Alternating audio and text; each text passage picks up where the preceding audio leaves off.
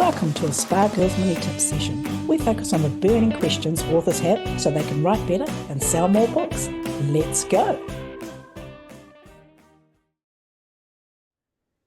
Welcome to the Spa with Cheryl, Shah and Trudy. This is a Spa Girls Mini session. How do you build a newsletter list? How do you build How do you build a newsletter list? Well, we've got some simple steps for you, and the first one I'd like to talk about is bookfunnel. So if you haven't heard of bookfunnel, seriously, you need to get onto it. Bookfunnel will save you so much time, and it will give you so much information about who is joining your list and where from. So how do we use bookfunnel? We have to sign up to it. And then when we add our books, after that, we can add certain aspects of a book to send readers to something called a landing page. And the landing page could be anything. So we're going to talk about those next. Who's going to deal with that one? I just want to put in, just while we're talking about bookfunnel, we're going to put a link in the show notes on if you're listening or if you're watching this. We had a really interesting interview with Damon Courtney from Bookfunnel, who's the founder of Bookfunnel, and he's an author and why he created it. And it really is a way, it's an excellent service and it's very cost effective. It is a paid service, but it's well worth it, particularly for building your newsletter list. So have a look in the links, or if you're on your phone and you're out walking and you cannot wait, once you finish this episode, go into the Spa Girls episode list and search for Damon Courtney or Bookfunnel.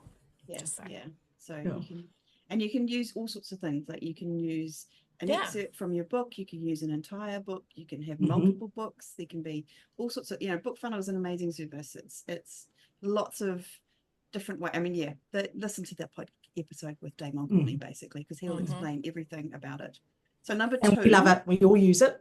Number two, 100%. Number two is provide a tasty sample, which is what you can use on Bookfunnel basically. So this is reader magnets essentially, which was, I believe, a term coined by Nick Stevenson back in the day. I don't think it got used before that. It was called magnets in other areas, and anyway, whatever. So a reader magnet is something that's going to entice readers in. So it might be at the back of one of your books, or it might be and you might use it in Bookfunnel, you might have it in all sorts of different places, but it's just either a piece of writing, either a section or usually if it's a reader magnet, it's a shorter piece. So it's either the first chapter of a book that you want people to read, or it could be a bonus epilogue from a book that someone has just read. It could be a little section of text of a paragraph. Am I trying to say a chapter from the next book in a series?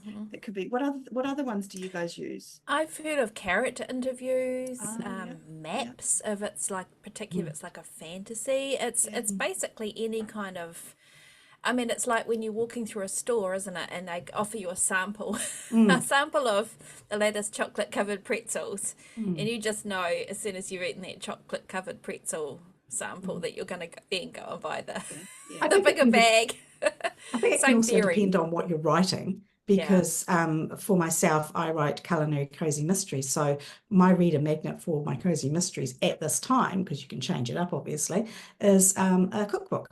So all the recipes that are in the back of the books go into this, and then every time somebody can download it, they get all the recipes in one place. That's really awesome. Love that.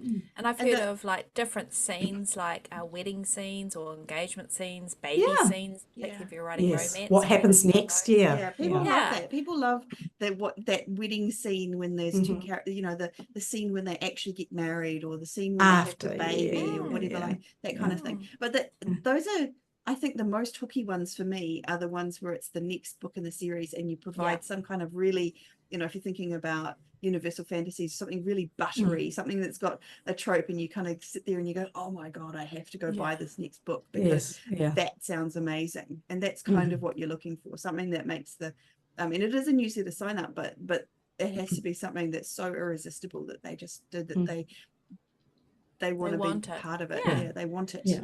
Yeah, it does. It has to be something. So people are offering you their email address in return for this tasty sample. And I think it's kind of interesting to look at it at sort of both ends of the reader's experience of your book, if you like. So there's the tasty sample of here's what you can what's to come. So you could do a prequel or whatever for your series. And then if it's a reader, if they've read your book, you absolutely want them to sign up to your newsletter list. So you offer them like the wedding scene or the, you know, honeymoon, whatever, the end of it sort of. So get them at both ends. Yeah, and it's okay just to have one or two reader magnets as you start out. Certainly have one. Yeah, because you definitely. can add to them as you go on, and they don't all have to be like, you know, a book. You don't have to give them even a novella or a No. short story. It can just be snippets. It can be a study on one of the characters, or Yeah. a point of view of one of the characters from something that's already in the book. Yeah. Yeah, That's a good one too, writing. it's limitless. I have writing one. it. My reader magnet is actually I call it the book of, what is it? The Shadow Archives. Yes.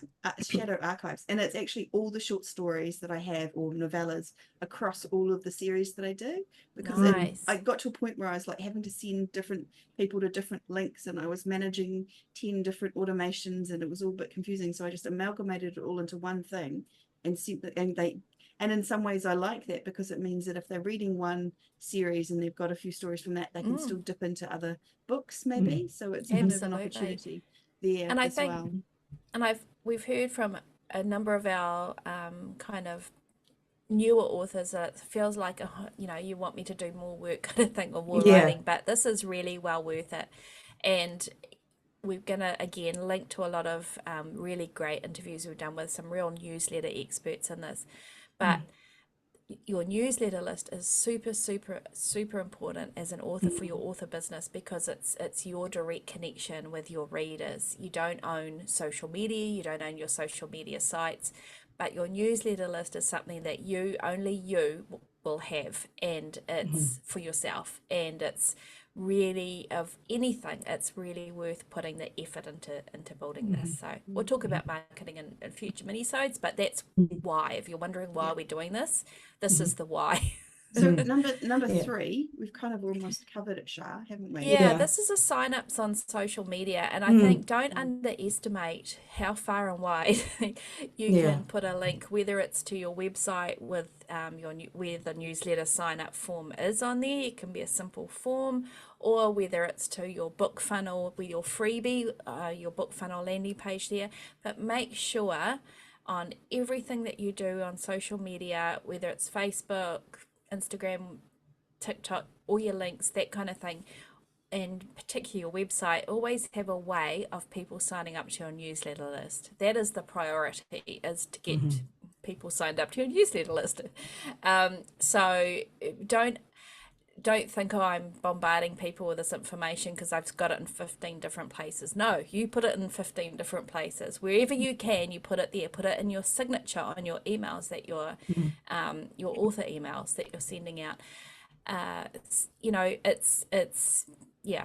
Tell the world, and have it in more than one place on your website as well, because often people will only ever go to the front page, the first page, the home page. So make sure that it's there, it features there. So that's what I'd say for that. Awesome. So the Spread next one those is, sign-ups far and wide. yes. And that's something, I think it was one of the newsletter people told us about. You know, it used to be that it was 7 touches before someone would buy a book or Yeah, buy I don't know something. what it is now. And I she need them said to do more she said at research. the time it was 30, like that, because we've gotten 30. so used to we kind of tuned out, but actually so this it was is just me. why now it's so many. you need to have it everywhere and show and tell about everything you do. So what's the 4th one, Cheryl? That's putting your links in your books, and this is so important, because maybe they won't always get to the back of the book. So I put it in my book twice. I also put it in the front. So usually at the page where the blurb is, I'll put it at the bottom. After I put the links for all the books in the series after the blurb. So hook, blurb, list of the books in the series with the links added, which will actually only come through on the ebook anyway, and also the link for the sign up. And, you know, at the back of the book, after they've read whatever I'm giving them afterwards to encourage them to read on or read a new book, a link to the sign up for the newsletter. Yeah. And if you're feeling really crazy, then you could add it at the bottom of your bio too. Because it is so important. It's you've got their attention. So That's right. you Particularly if don't they've want to got ask to them. the end of that book, right? They're a Yes, warm reader. yeah. Like, What is Shah got next for me? Or yeah. what's Trudy's, has she got another one in the series? I didn't see it at the beginning, but now I've seen here. Oh goodness, yeah, there is another book, and yeah, I really love it. I want to read it now. Yeah. Yeah. Do you Or I know wonder what? what happens to them on that amazing trip that they won in the lottery at the end of the Yeah. book, kind of thing. Yeah. Even if you don't have a reader magnet, even just putting the link to the next book, Mm. or the next thing, Yeah. a link to the newsletter anyway. I just Yeah, you can call it a new release alert. If you even so don't the message you should take from this is make sure you have a newsletter list and have a link to sign up to it. How you get what you offer in that return for that could be just as simple as, hey, sign up here if you want to learn about when I've got my next book out or any other sales. Something like that as Or well. maybe join my newsletter list for Yeah. updates and new releases. Yeah. get them on there, get them connected to you as soon as you can. Yep. And I think most of us are used to signing up for things these days, aren't we? I mean, Yeah. email, who knew, is still really powerful. Yeah. So it's sort of expected now. And just remember that if people sign up and then they get what you're giving them and then they unsubscribe, that's okay, because they weren't actually going to be your long-term reader anyway. So, don't get all caught up in the fact that, No, you've got don't to have become these people for obsessed. life. Okay, we not better get become on to the obsessed. next one. I'm Yes, completely we better. confused about which is my number, so I'm just going to go with the one that I had written for me, which was work with other authors. So this just means doing author swaps, finding other authors to, like, you might, preferably in your genre, like you don't want to be swapping with someone who's in a completely different genre to you, because that's kind of not going to help very much at all. You No. want people on your newsletter list who are fans of you and your genre. So telling someone about that's not in your genre is not going to be helpful. And the best way to find other authors we're going to talk about in a second with but other, you might know people through connections or groups or things like that. So just find other authors in the right genre and go with that. Yeah. So I think that's kind of all. We mentioned Booksweeps before, but there are ways to build that you can join in what they call a newsletter builder. I haven't personally done this. Cheryl, I think you have. I have this done a with Booksweep. Bookfunnel. It's not something that I do, in a close Sorry, beg your together pardon, thing. Booksweeps. I'm Yes. sorry, I said Yeah, Bookfunnel. Booksweep. It's Yeah, Booksweep. It's a Booksweeps. site no, called Bookfunnel Booksweeps. does them too. And You can Bookfunnel do does it. it as Yeah. well. But with Booksweep, so you're signing up with other authors, and Booksweeps is actually giving the prize, but the prize generally consists of your book as well as all of theirs. So it's a great way to get your book out there to people that you never have heard of and you wouldn't be able to gain access to unless you did it through them. And that's okay. That's okay to do it, because a lot of those people will stay. A lot of those people won't.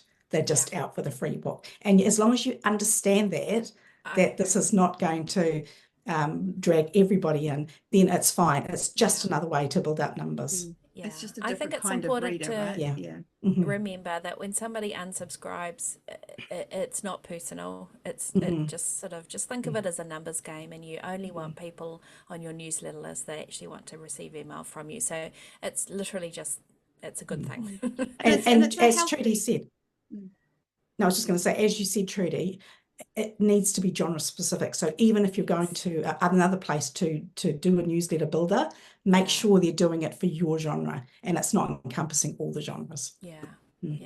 So that was And you number 7-6-ish, I think. Yeah, I feel like sometimes we say that we're going to name 7 things, and sometimes we name 8 or 9, and sometimes it's 6. And I think that everybody is the wins. beauty of I'm this trying podcast. to keep us on track here, people, and we're kind of doing okay. We just got one more to go, basically. Yeah. Okay, let's do it then. Shah, quickly, do you want to talk about So running a I Facebook think ad? if you just remember, you don't have to do all these things all at the same time, but I think it is absolutely worthwhile running a Facebook ad, and it can be like a $5 a day ad to get people to sign up to your newsletter list. I think it's a worthwhile investment. It's a good way of testing Facebook advertising, and I would probably run it to your BookFunnel landing page if you've got one, or your website form there. You've got to have something that incentivizes people though for the sample, so you'd put that in the text. But you know, don't spend the mortgage on it. No, But you no. know, maybe run a $5 ad for a week and see how it goes. You know, Yeah, you yeah. only learn by actually trying these things, and you can actually start out trying, and it might not work at all, but until you try, you don't know. And I And I think think you have keep to, a testing mindset is a good way of approaching it. and you have to think about, like, when you run Facebook ads, for example, to sell books via Amazon, that's and you're watching closely all the ROI on how many books you're selling. This is a different kind of Facebook ad. This Yeah. is a Facebook ad to get newsletter subscribers who you hope will buy your books and become engaged and everything like that, but you can't directly say that this person is definitely going to, you know, buy your book in Yeah. the same way. So it's not something that you If can nothing else, it will put your author name in front of other people, right? And so Yeah. you might not see dividends paying off even in newsletter signups, but you never know. When that person's on Amazon next and they see your name again, like Trudy was saying before about the different touches, sometimes, you know, that all well, not sometimes, that all contributes to that.